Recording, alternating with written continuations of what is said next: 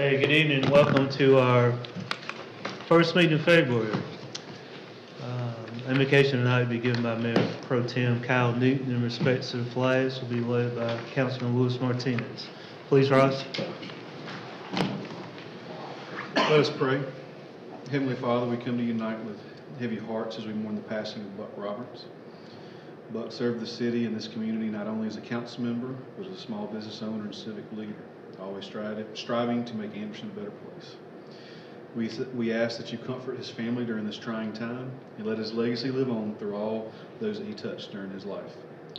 Please guide our discussions tonight as we emulate Buck and try to make decisions for the betterment of the city of Anderson, filling us with your grace and allowing us to nurture the bonds of our community.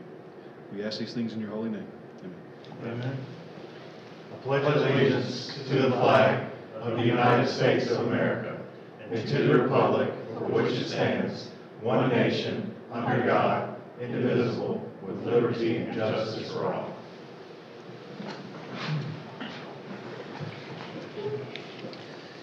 The minutes of our January 27th meeting have been distributed.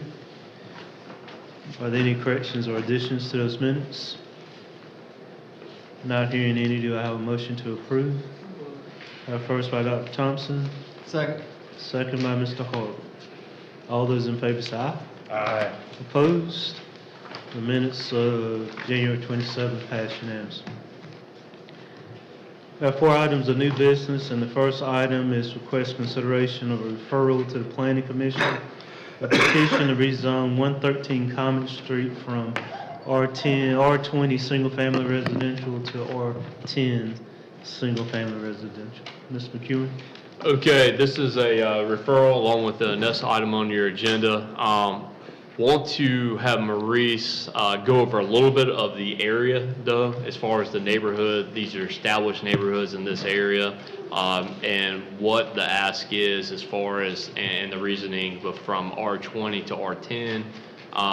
There's a little bit of background of that, and then how that compares to the current zoning in the area, and then what's actually established neighborhood, and what is the or what should be the zoning in the area. So with that, hope I didn't confuse you, Maurice, but Mr. McKenzie, our Planning Development Director, to go over that. Thank you. This property, it's just under 3/4 of an acre. You can see it on your attached map in the packet. But they are requesting to rezone the property from R20 to R10, single-family residential, so they can subdivide the lot into 2, so they can build 2 single-family residential houses here, and that'll be infill development in this established neighborhood. There's evidence that we've seen over the years. Several years ago, this property was actually divided into 2 parcels, and at some point, the previous property owner combined the 2 lots into 1. So the applicant now wishes to take it back to the lot's original configuration. So that's what they plan to do, is to build 2 houses on it once it's subdivided. The R20 guidelines, which covers much of this area, requires minimum lot sizes to be at least 20,000 square feet in size. By subdividing this lot back to the way it was at one point, the lots will be just over 15,000 square feet in size and 70 feet in width. And that configuration conforms to the R10 zoning standards, which requires lots to be at least 10,000 square feet in size, lots at least 65 feet in width. And as Mr. McEwen mentioned, there's not much R10 zoning in this general area. The predominant zoning is R20.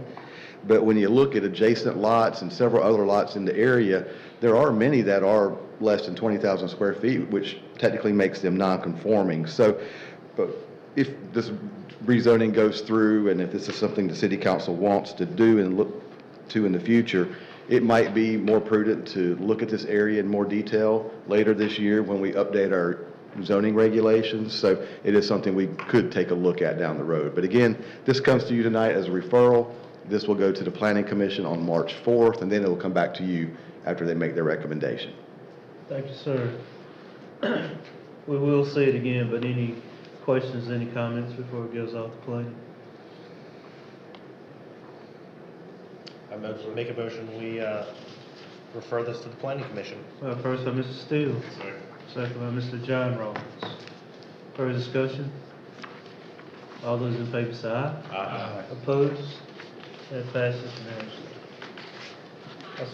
Second item of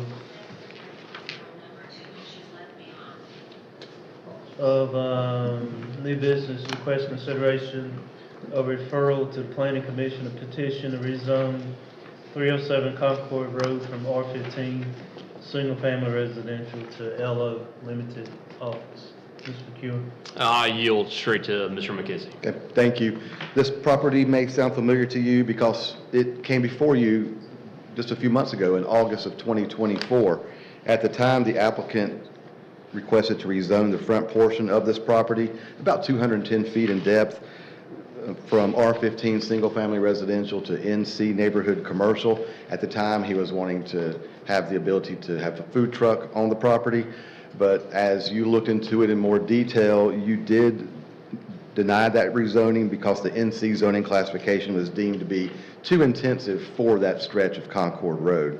So after it was denied, the applicant came back to us and was inquiring about LO limited office zoning, which is a step down from the neighborhood commercial.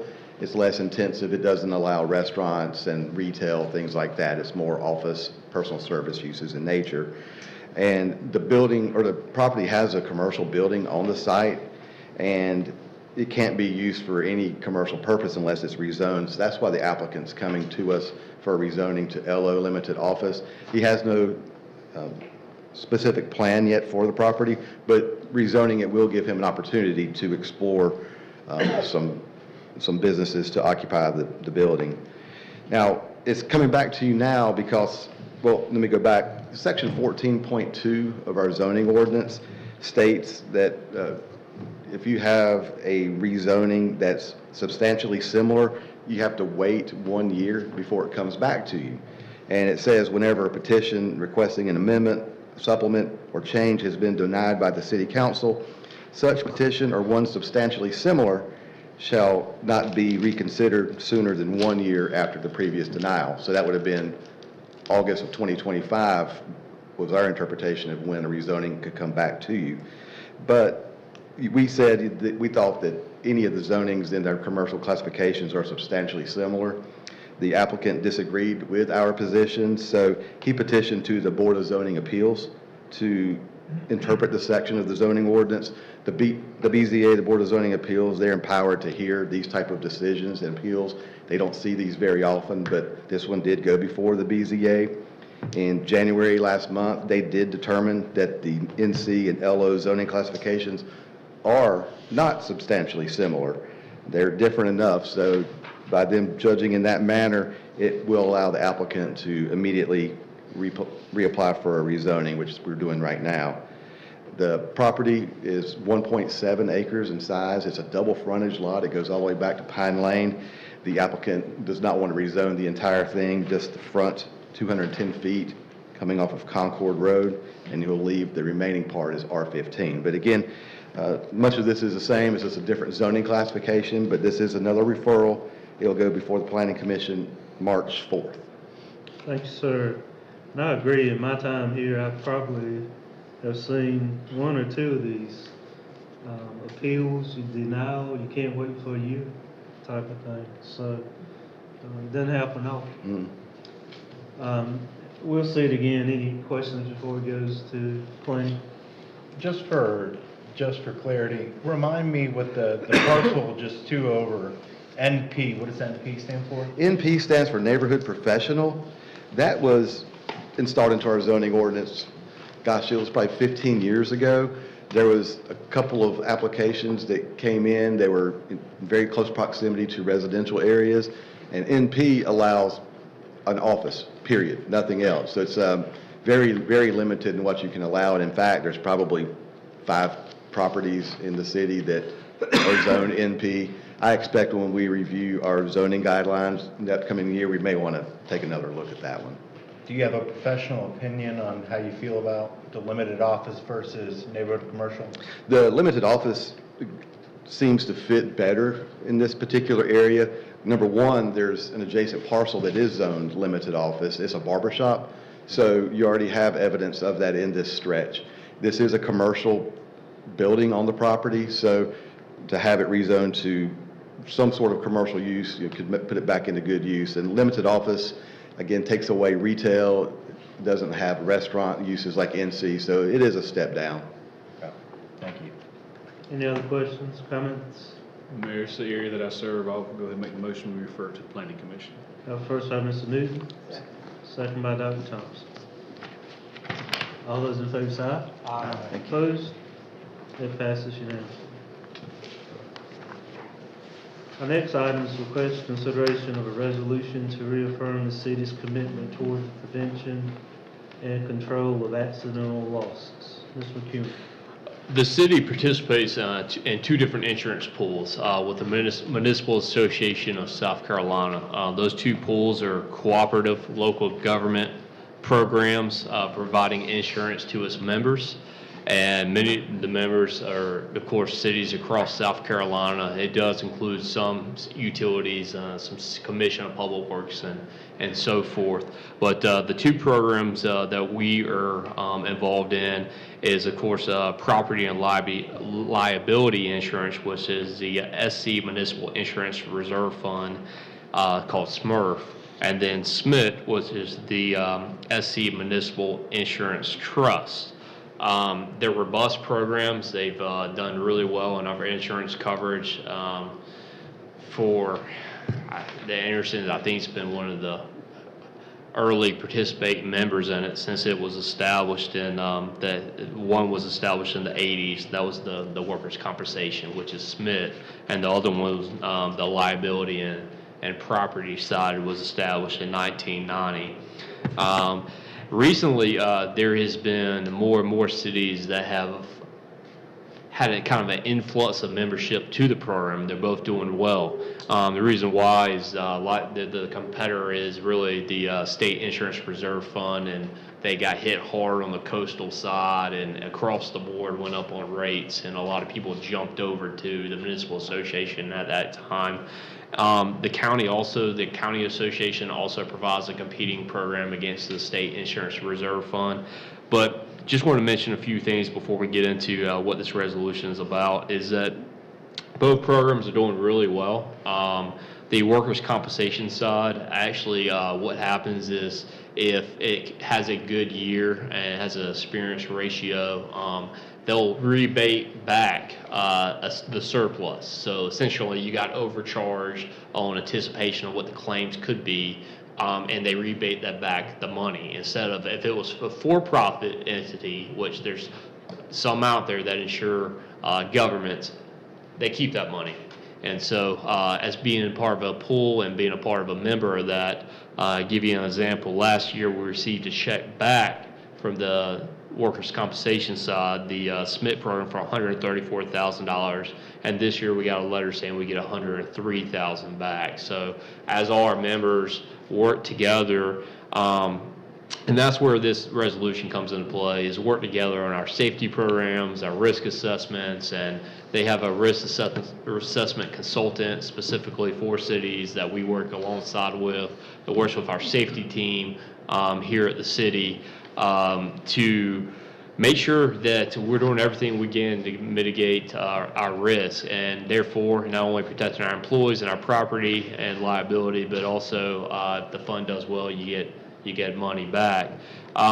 Lisa will dive into what this is, but it's a safety resolution they asked for from the governing body. They like to have that as part of the safety program. And maybe Lisa can mention, Lisa Holden runs our risk management side and also runs the safety committee. Maybe she could just talk a little bit about that as well. Ms. Holden. Mayor and Council, thank you for your time. This resolution is being presented to reaffirm the city's ongoing commitment to the prevention and control of accidental loss, as well as to provide a safe work environment for its employees. The city first adopted the safety resolution in 2014, and it was reaffirmed last February 2023. Tonight, the staff is seeking approval from the council to once again formally reaffirm the city's dedication to the important initiative. Since the implementation of the safety program, the signing of the original resolution in 2014, this year's decrease in premium was $79,080 compared to last year. This reflects an exceptional performance. The reduction in premiums underscores the positive impact of the city's ongoing safety efforts, and that is due to the reduction in the experience modifier. From 2024, it was 0.973 to 2025 is 0.883. And we would respectfully request that you reaffirm this resolution for the safety of your employees. Thank you, Ms. Holden. Any questions, comments? Just I guess, Just one quick question, Mayor. go ahead. Mr. City Manager, Assistant City Manager, do you know, is this a document that we have our department heads attest to every so often? Do we have like an internal control there? Yeah, so a couple of things that happen. So once you adopt this, this actually gets pushed out to all our employees that the governing body from the policy side is establishing and reaffirming the safety commitment.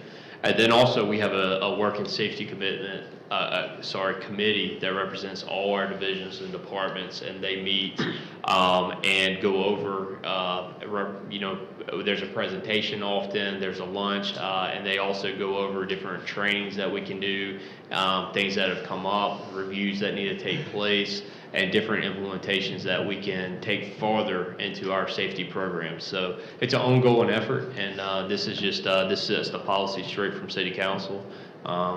I hope I answered your question. Yeah, you definitely. Okay. No, I think probably I'm feeling old today. I can remember years ago where we had just a terrible loss experience. And you would think it would be in like Public Works, PD. It was like we had office workers that, we had somebody that slipped and falls, you know. Yeah. But I can't remember what year, but we did get very serious at that point in time about making sure that we trained everybody and went through the steps and the education pieces. For what it's worth,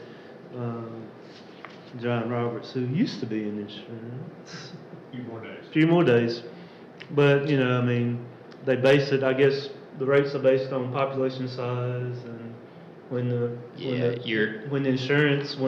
everybody does really good and you don't take in, you get audited and you get money back. And we were in a pretty good region until Hurricane Helene. I don't know how that's going to impact us. It will. It'll be more on the TNC side.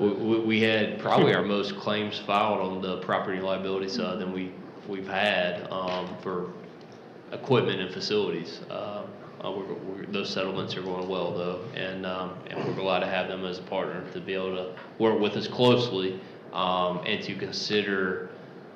And I'll say this, to consider some specifics that we provide them that I absolutely do not think other providers would have considered upon further conversation and talking about the settlement of some of the claims. Yeah, I know we all have friends in manufacturing. They celebrate the number of days they go without a workplace injury and so forth. Did we have any workman's comp claims? Yeah, we unfortunately we have a very active police department. You have ongoing risk there, of course. But that's par for the course, probably. Yeah, but we've done well. The really where you can try to prevent it, you do. On the police side too. The more officers that you can get to the scene. In our case, we require 2 officers to respond to every call, including traffic stops. So you always know you have a backup officer. So if the first officer's not in a good situation, they can just wait a few seconds, and you got your second officer there. That's very unique. And we had an incident recently where they waited for several officers to be there, and it mitigated injuries to our officers on that occasion. On the fire side, safety, a risk assessment of the conditions that you're going in as far as the fire, the building, all that. It's ongoing training, and there's always new studies coming out and new tactics to deal with that. Then real big, and the Municipal Association got involved in this, and I'm really glad they did. It was big on the private sector, but really got pushed in the last 10 years on the public sector and the training is with utilities and with public works, and that's getting into trenches, trench collapse prevention, confined space, Yeah. those type of trainings, and that's gone a long place. Anything else, guys? Mr. Mayor, do you need a motion for us Yes. to approve this? I'd like to make a motion that we approve the request of resolution to reaffirm the city's commitment toward the prevention and control of accidental loss. We have first by Mr. Horvath, second by Mr. John Roberts. Any further discussion? All those in favor say aye. Aye. Opposed? Thank you. Thank you, Ms. Holden. Thank you. Our last item is request consideration of a memorandum of understanding for use of a city recreation facility. Mr. McEwen. Mr. Mayor and Council, before you is a MOU, Memorandum of Agreement, regarding the use of the McCants Recreation Center field. So it's on Fant Street, just off Fant Street is the stadium there. And the city is in a 50-year lease for use of that property for traditional sports-related events. We had an interested party forming a new team that approached us with the looking to utilize one of our facilities. Looking at the logistics and working with our current recreation program, we looked at 2 facilities. The McCants Field turned out to be the best facility that would fit their needs. In this case, what this does is MOU is set out an arrangement similar to what we've had with Anderson University, with the city owns Memorial Stadium, and working with Anderson University that utilizes that solely for their baseball. This here would work out an arrangement during the spring season. So the fall is when the city utilizes it, and we utilize it for youth football. And then we maintain the field, but it doesn't get utilized during the spring.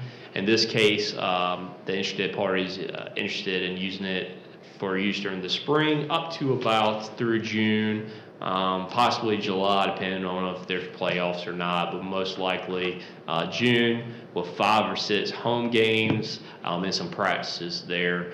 It's really a no cost to us. We maintain the field year round, and provides some use during the spring, which we're happy to see. It's a good arrangement, and I know there's more forthcoming for that as the party wants to do a marketing reveal of what they plan on doing and bringing to Anderson. But with that, you do have the MOU before you, and if there's any questions, I'll be happy to answer them.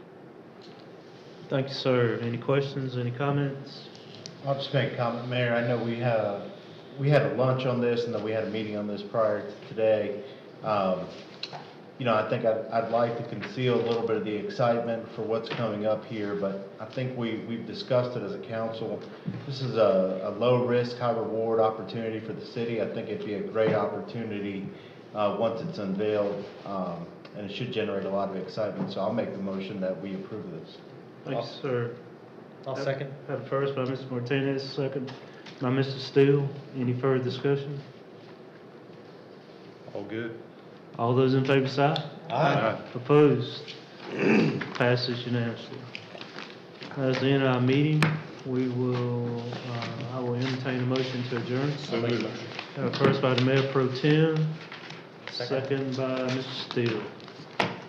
All those in favor say aye. Aye. Opposed? We stand adjourned.